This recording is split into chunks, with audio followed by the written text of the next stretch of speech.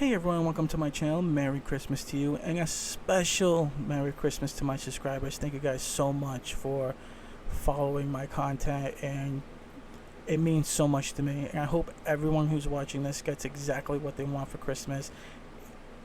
Just an amazing holiday, and Merry Christmas.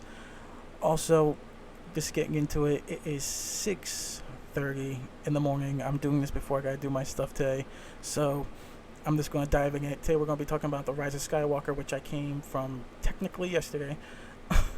Also, we're going to be getting into the Avatar and the possible Alita sequel. I think you guys are going to want to stick around for that, because no one's connecting these dots, and I'm telling you, it's going to be great. So let's just get into Skywalker first. And The Rise of Skywalker, if you guys have watched it, it was a heck of a movie. A lot of it didn't make sense, and the storylining was rushed.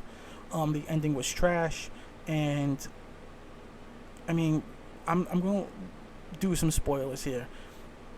Rey could barely beat Kylo.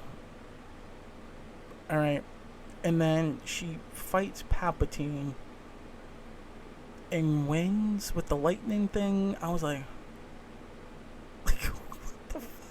Like, it just, to me, it doesn't make sense. Also, Palpatine would know not to force lightning a lightsaber, especially when they caught him in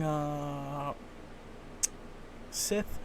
So, with Samuel L. Jackson, I forgot his character, but a lot of people are gonna hate me for that. Yeah. Legendary purple lightsaber, I love it, my favorite color, but. Mace Windu, yes, with Mace Windu, you thought he would learn his lesson. Again, it was just bad story writing. The ending was horrible. It was more of to get the older fans in there with the nostalgic and stuff like that. A lot, it just didn't make sense. A lot of it, even the people I was with were like, "What? What?"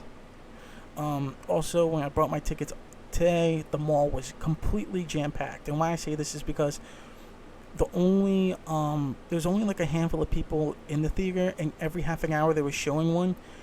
I looked at all the seats for all the times because I knew I was doing a video for this.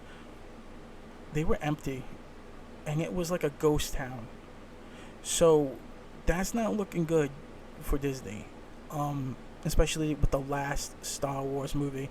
Also, as I said in another video, which does bring a smile to my face, which is Rotten Tomatoes was caught tweaking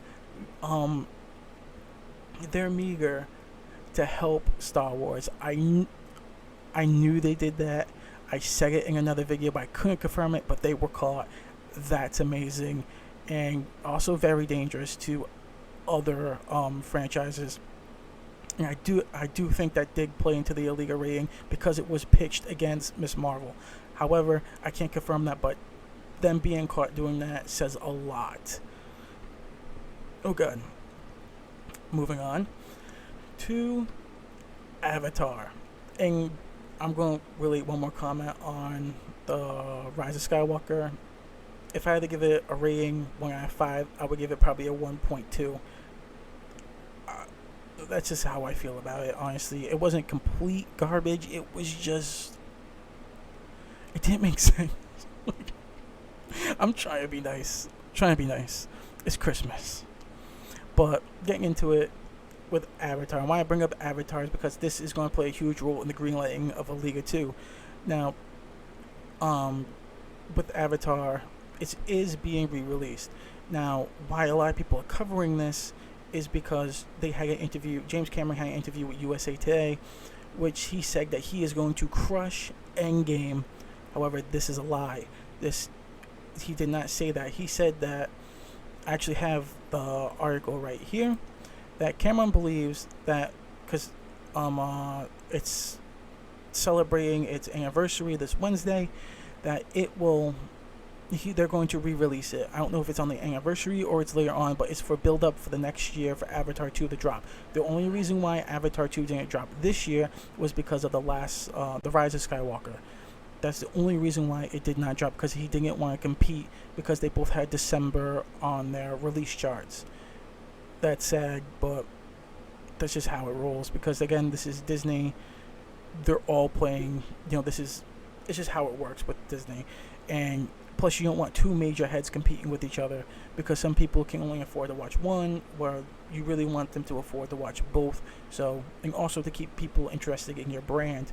So they moved that to 2/21, December 17th. That is for Avatar 2. However, Avatar 1 is what James Cameron was talking about. Endgame did beat Avatar 2, Avatar 1, I should say, in grossings, but only by $8 million. This is why James Cameron is re-releasing Avatar 1 to, I'm guessing, throughout the States. I do not know if it's worldwide, but it is going to be re-released in theaters, and he is going to recapture the number one spot. 8 million, and I'm only counting the US right now. $8 million is very easy to get when you have over 300 plus potential million customers that will go see your movie. That's very easy. Now, if it's released in China, Japan, and all them, it will decimate. So yes, Avatar 1 will defeat Endgame when it is re-released. That's going to happen. However, James Cameron did work on the original Terminator, also Terminator 2, which is actually kind of funny because a lot of people don't know that. He also worked on the Terminator that just came out, Terminator Dark Fate. However, there was two producers on this, James Cameron and another gentleman. The other gentleman said he will never work with James Cameron again. He blames James Cameron's view that is one of the reasons why the movie failed. He still says he's still traumatized that it failed.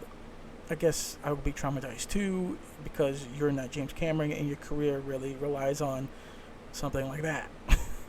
And James Cameron is only being protected for so long because Avatar 2 hasn't dropped yet, and they are really banking on that.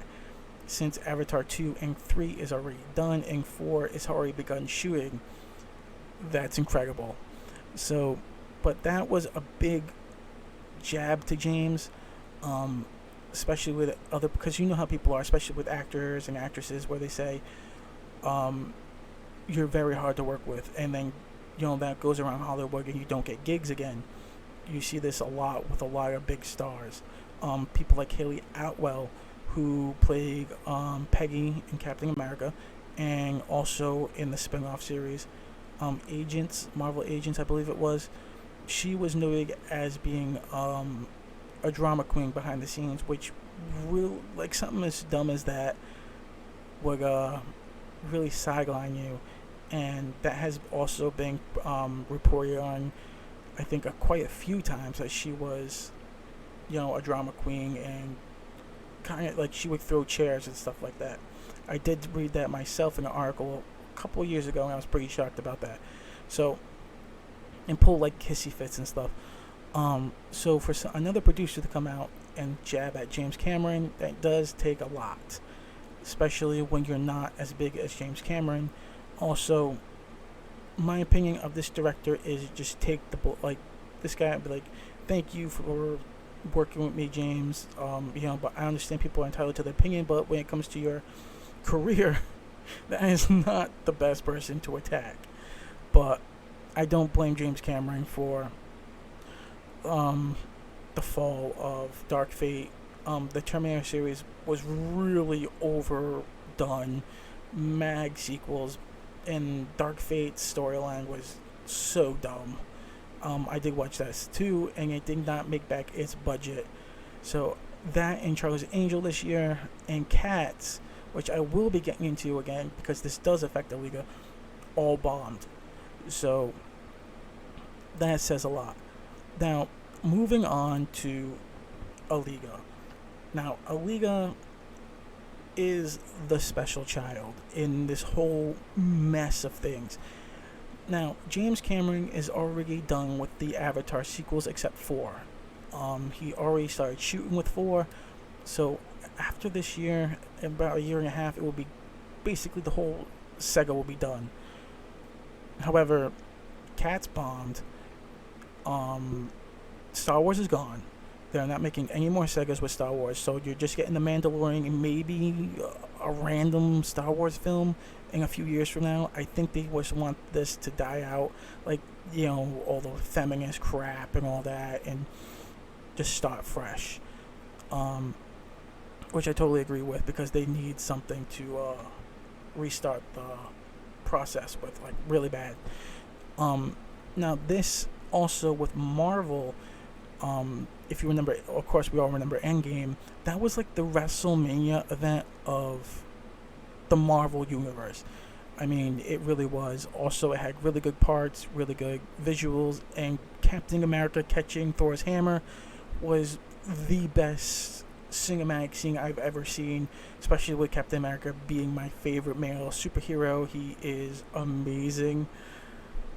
That was, I mean, the best part in the movie, dude. Best part of the movie. However, Alita, why this affects Lee is because Marvel is kind of dry up for story right now. Now, we don't know the direction that they're going in. They could be going with the Galactus setup, but no one really knows for sure. Also, they are going to, because I saw the trailer today, Black Widow is going to be making her appearance in a movie. I don't think that's going to be a big movie. Also, Thor.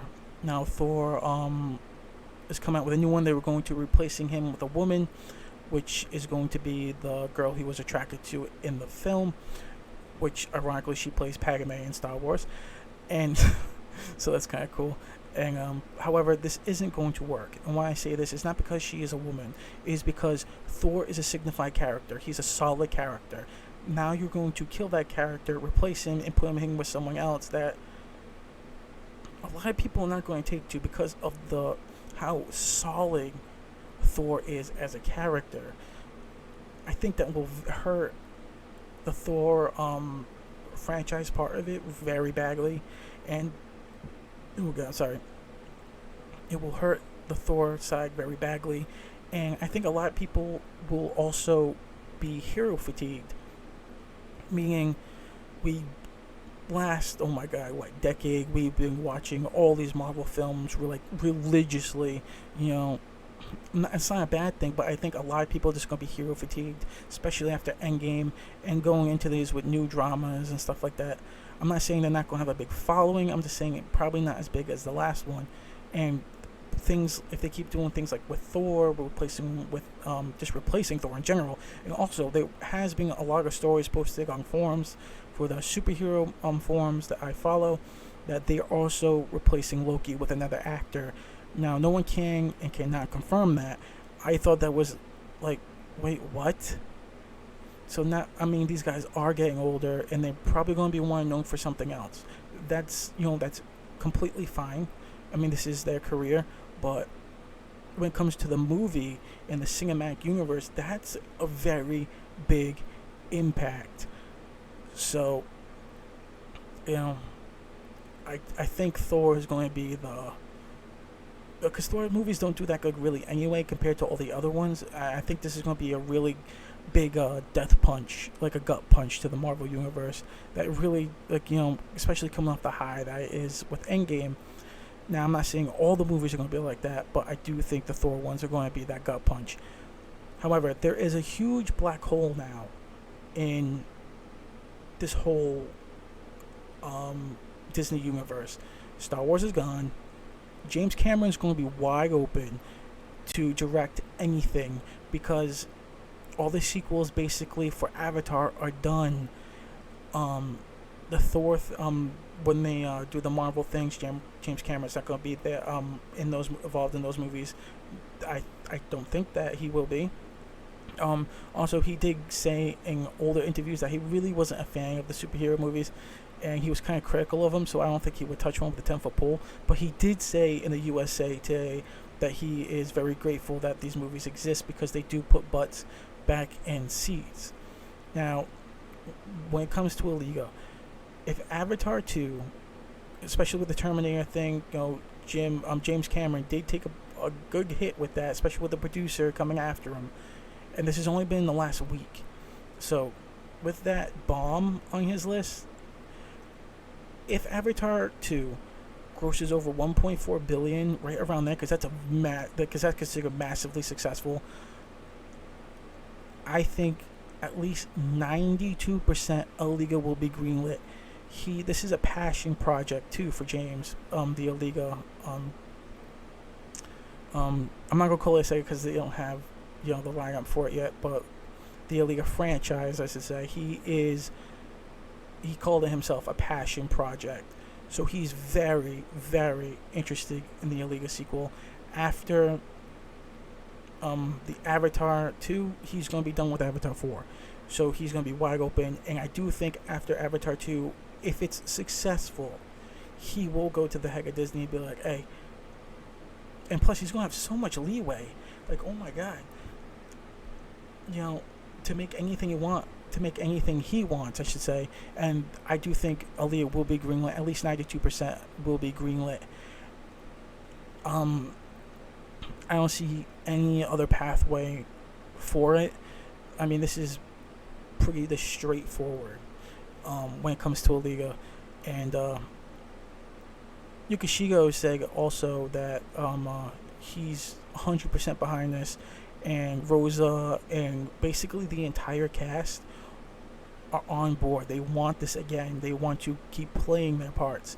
Rosa said she wants to keep playing Aaliyah to her dying breath, which is absolutely amazing. That's incredible dedication from an actress to one role. Usually people don't want to be signified to one role. They want multiple roles in different franchises. But Rosa wants this really bad. And for me, if I was in the Disney world and looking at this, I'd be like, yeah, we have a dedicated cast. We have freaking James Cameron. And, you know what I mean? And the Aaliyah army has grown so much. Let's do it. It's a win. It's just slam dunk. And I think James Cameron knows that. But Disney needs to be reassured that, because James Cameron's turning a dig bomb, and now the producer went after him. They need to be reassured. And this is business 101. I mean, you know what I'm saying? And if Avatar 2, I'm saying it again, if Avatar 2 is successful, at least over 1.2 to 1.4 billion, Aaliyah will be greenlit. I'm saying that, and I'm putting my my little stamp on it, saying you heard it here first. Also, I want to say that it's been a crazy ride, being in the Aaliyah army, and it's been so much fun. Also, if you notice in the back, right over there, I have the complete set of Aaliyah Funko Pops. I got those really cheap, $2.99 a piece. I'm a Funko Pop collector. I have so many Funko Pops, but those are awesome. The only one I'm missing right now is the FYE exclusive, which I've already went online and I'm going to order it. I'm so happy that I found these in the wild because I have a Toy Vault. They're only in the New England area, and they have like the biggest Funko Pop collection I've ever seen, and all three stores are just jammed packed with pops. Also, I have the DVD. Wait. Boom! Right there. I love the DVD. Also, the production level on my channel has grown just a tad bit, but it's gonna get better over time. I'm still learning. But it's just been a crazy ride, especially gaining subscribers and reading your comments and just having a blast. And I'm also been getting a shout out through Facebook groups, which is so amazing. That people can like your content and be like, hey dude, I'll give you a shout out, dude, that's great. I'm like, wow, that's amazing. And again, thank you all for subscribing to my channel and just being an amazing group. Yes, we are very small, but we are very mighty. And I gotta say, we're kind of sexy too. But again, Merry Christmas, guys. And if you like the content, hit that like button. If you want to subscribe for more, just hit that subscribe button. I upload basically twice, sometimes 3 times a week. I don't want to overflow you guys with stuff. This video went on a lot longer than it should, as it usually does. And I'll see you guys in the next one. So thank you for watching. And remember, when it comes to Alita, Papa, join the army, dude. Join the Alita army. What? Psh, get your Blu-rays. Get your Blu-rays. And also get your Pops. The Pops are cool. I love Pops. Also, when I hit 100 subscribers, I am going to start doing giveaways, and that's going to be so much fun. It really is. So I'm going to be giving away Alita merch, probably T-shirts, licensed T-shirts, Pops, DVDs, comics, the original comics. Those are very hard to find, but I can get them. I used to do contests before on Facebook pages, and I know exactly what I'm doing, so don't worry about that. I'm not the other guys online who say, oh, I'm going to give stuff away, and they never do. Like, come on. And just to reassure you, when Force of Will was big, I was one of the lucky ones who pulled I think it was the Merchant Cat. She was a misprint. She was supposed to have, like, pants, kind of like black pants, but the ink dried up, and it only showed her in a thong, which was awesome. The card retailed for $142. I just gave it away. It was awesome. I mean, that guy was so happy when he messaged me, man. It just made me so happy, because, you know, to get that lucky is just amazing in itself. I actually have it on video on my other computer. I haven't uploaded it, but I did give the card away. If I can find those messages, I'll definitely show them in the next video, but if I can't, it's whatever. But I still can't believe, like, that guy was, like, how happy he was. And I hope, you know, I can make people that happy again with just doing giveaways on here, as well as continuing with the Alita content. Also, I will be continuing the Alita content in a different format. You know, what I usually do was I dig the manga first, and, well, not the manga first, but I did do the manga in a different way that other people were doing it. You know, they would show, like, the cover and stuff, and I actually got into the nitty-gritty and showed you the story and the plot. So on April, I'm pre-ordering the next, I believe it's Chronicle 7, Mars Chronicle 7, and I will be doing the Mars Chronicle through its entirety. So you'll have that type of Alita content that no one else is really showing you, and I will also be doing giveaways at 100 subscribers. So that's going to be fun. Everything's going to be free shipping. Don't worry about it. You win, you get it. And shipping's going to be great, because I ship comic books. I do business like that. I know how to ship. So, again, Merry Christmas to you guys, and have a great one. I'll see you in the next one. Thank you.